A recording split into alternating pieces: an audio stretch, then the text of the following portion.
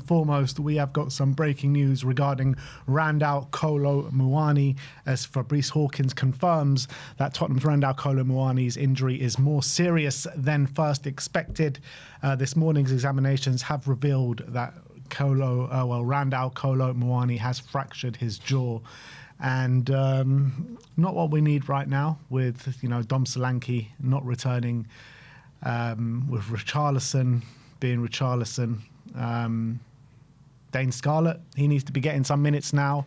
Yeah, we're just looking very short in the number 9 options at this moment in time. And yeah, not great. Yeah, and just to confirm, he has now already been replaced in the upcoming France squad for the upcoming international break. Florian Thauvin has replaced him, so that injury seems to be confirmed at this point.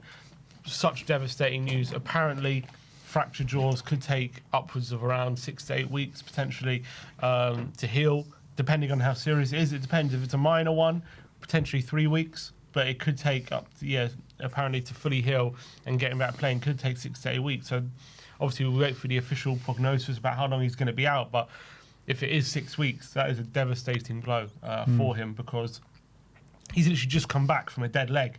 That would kept him out for some reason. It kept up nearly a month, didn't it? Like really unsuspectingly. We thought he was going to be maybe a weekend. That was a month.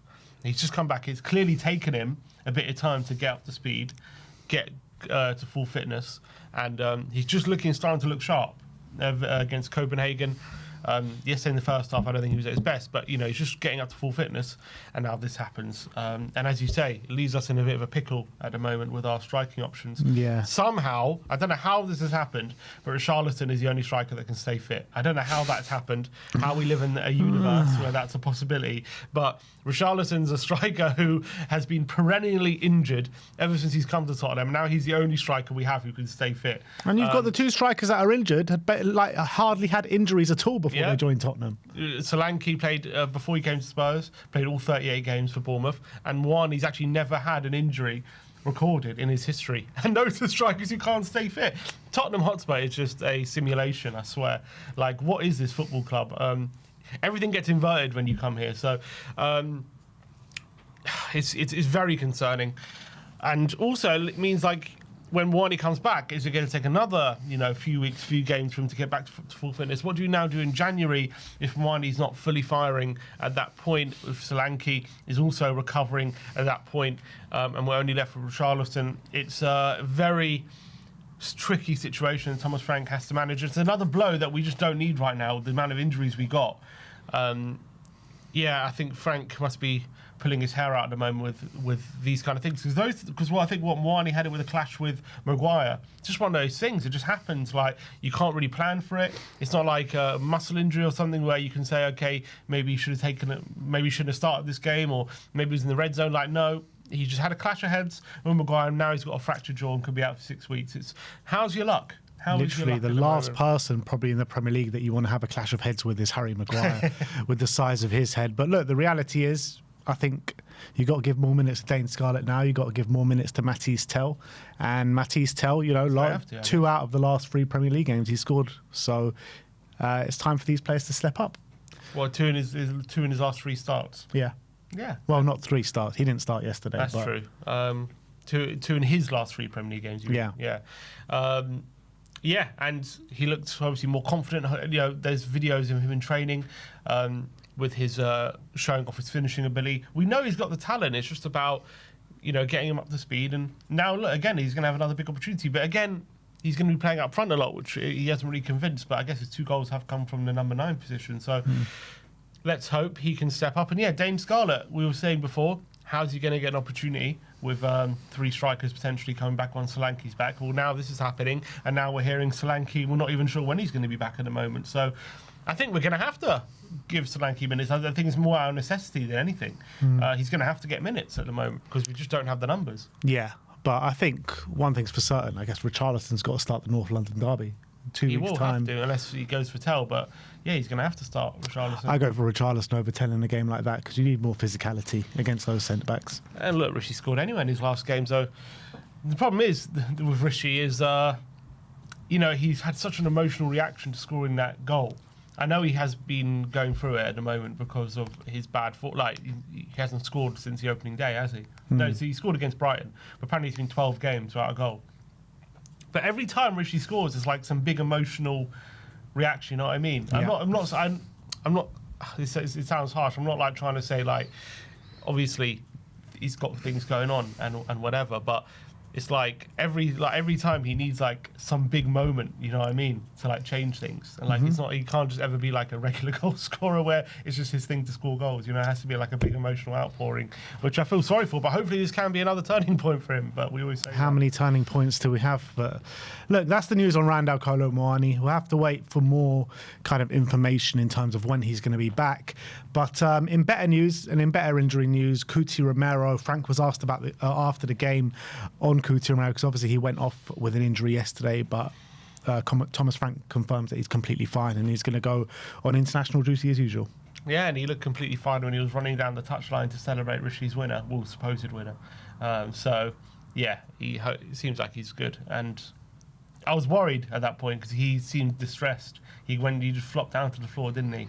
It looked like, okay, wow, is this going to be a serious injury? But I could tell immediately he was on the touchline, basically giving orders on the bench in the technical area like he was an assistant manager. So, yeah, he seemed fine. In terms of some potential transfer news, and talking of strikers, Spurs have been linked with Jonathan David yet again.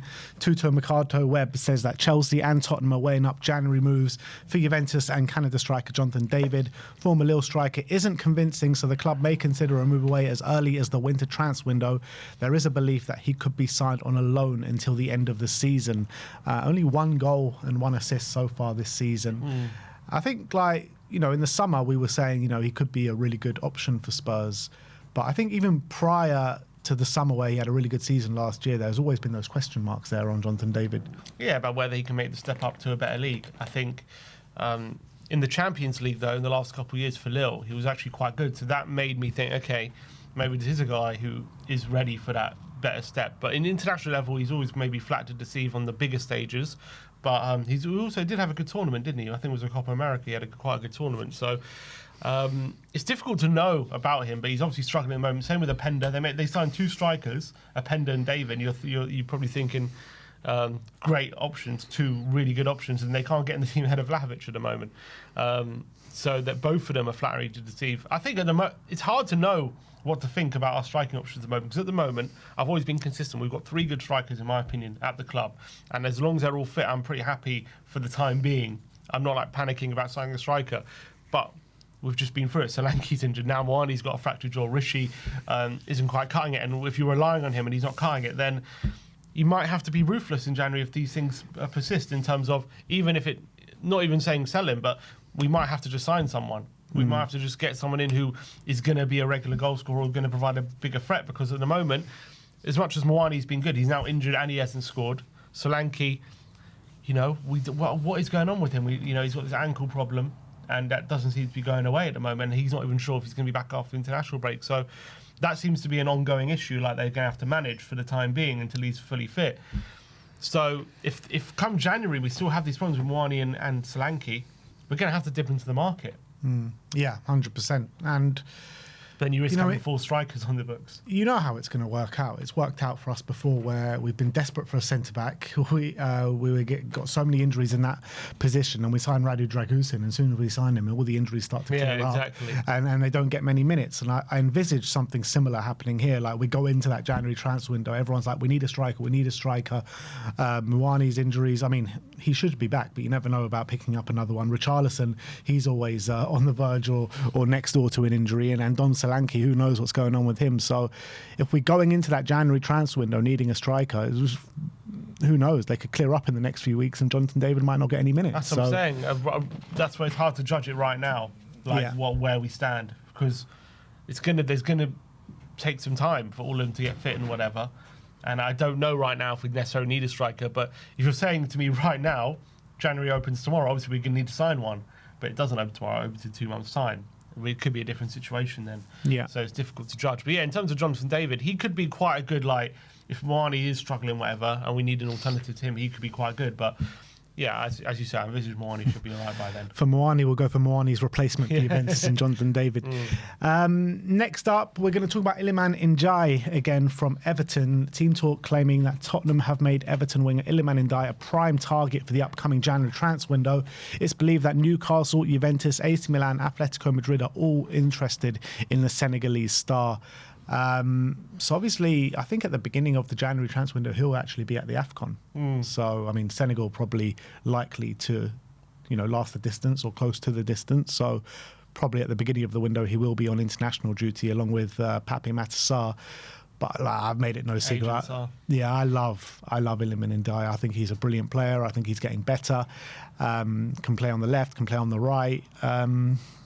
Tricky customer, knows where the back of the net is. I think he's having a good season. He is, and he scored a great goal last time out against Sunderland as well. That was a really nice goal, and he's definitely adding goals to his game, which is always the big thing for me when getting him. I think he's always been a fantastic dribbler. He's always been one who really catches the eye on the ball, and he's hard to kind of stop. I just felt like we need a bit more of a goal-scoring winger, but he is definitely adding goals, and if he continues to do that, yeah, I think, to be honest, I'll take him anyway, because I think, I'm not necessarily, but just because he's the answer to our problems, but I just think it improves the team, and I think he's a better player than what we got. However, you have to say Odebear's playing better recently. Obviously, Tell got a goal the other game. So, again, if Odebear continues on this trajectory, maybe come January, we won't feel like you definitely need a winger as much as we feel like we need it now, because they are improving. But for sure, I think if you're looking at the team, there's clearly a spot there in that left wing which no one's really nailed down, like, for certain. So I think Ndiaye, I would love to bring him in January, whether that's possible or feasible. I think signing from within the Premier League is always very difficult in January because, Premier League teams have a lot of money because, they're the wealthiest teams in the world, and they're less likely to sell in January because it's mid-season and they're less likely to want to lose their players. So, how much would it take to get Ndiaye in Jan compared to the summer could be a different kind of story. So I don't expect Spurs to actually get Ndiaye in January. But yeah, look, Odebear's playing well, so I want to focus on him. That's what I think he's making strides at the moment. So I don't want to go thinking, we have to replace him. I'm liking what I'm seeing from him. Yeah, I mean, I know, like, if Ndiaye comes in, like, he'll obviously go above Odebear in the pecking order. But I feel like we've got so many games, such a long season ahead. Champions League, obviously, there's a issue with the squad there if we do sign Ndiaye, which we'll talk about if we do sign him. But you're looking at the right wing, you're looking at the left wing, he can play on both. I feel like we can't keep playing Kudus every single game. Johnson, when he comes in, I think the level drops quite a bit. So I feel like even if Ndiaye comes in, I still think Odebear will get a significant amount of minutes, and Ndiaye can still get a significant amount of minutes as well. So I don't think it's too much of a problem from that aspect. Yeah. Look, I'd like him, and I'd like to see him in January. I don't see the need at the moment to push the boat out necessarily to get him in this January, unless the Odebear doesn't continue what we're seeing. Yeah. Last but not least, we've been linked by the Bleacher Report to a guy named Yan Diomande. Tottenham are tracking Yan Diomande ahead of the winter window. The 18-year-old winger has 2 goals and 3 assists in 9 Bundesliga matches for RB Leipzig this season. The Ivorian is also being tracked by Liverpool, Arsenal, Chelsea and Manchester City. So I don't know much about him, to be fair. Was he the guy who was at Sporting? Did they sign him from Sporting? I don't know. Diomande. I don't know. I don't know much about him. No, different guy I'm thinking. Young centre-back? Yeah, no, forward. Young centre-back with 3 goals and 2 assists. He's a forward. No, he's a forward. Yeah, the Diomande I'm thinking of as a centre-back. Yeah, I mean, sure. Why not? So obviously it's his first season at Leipzig this season. Seems to be doing very well then. Seems to be doing very well. He's also playing a lot for Ivory Coast, scored in Ivory Coast last 2 games as well. So he's a player actually at 18 years of age, seems to be doing extremely well for his age. Is he like a winger? Yeah, it looks like a winger. He's a winger. Wow, he seems to be very good. Sim sold. He's seen one data FB ref graph. He's sold. I'm seeing a lot of dark greens here. A lot of dark greens. And he seems to be good in the defensive numbers as well. Oh, look, I've never seen him play. Can't really comment. Who's the publication? Bleacher Report. Bleacher, yeah, okay. What you reckon, January? I doubt it. I think if we are going to get him, it's one for the summer. But again, like, we've got young wingers. I think we need just someone that's just like ready-made to come in and like an Ndiaye, someone like that. Well, he's already scoring in the Bundesliga at 18. That's very impressive. But only like 3 goals in his career. Yeah, but all this season. Yeah. Yeah. All this season, 100%. He's doing really well, but it's a very small sample size, extremely small. So do you want to kind of do your transfer business over like a really small sample size? Probably not. But look, that's me. I'm sure the scouting team have more knowledge than I do when it comes to the sample size. Yeah. But if he's coming, then he's coming to take like one of Odebear or Tell's role in the squad. That's the reality. And if Tell doesn't kick on, then fine, I'll be happy with it. But if not, and Tell keeps progressing and Odebear keeps progressing the way he's doing, then I just want someone more kind of ready-made to come in and hit the ground running. That's just where I'm at. All right, that is your Tottenham update for today. Let me know in the comment section below your thoughts regarding all the news stories we have spoken about today.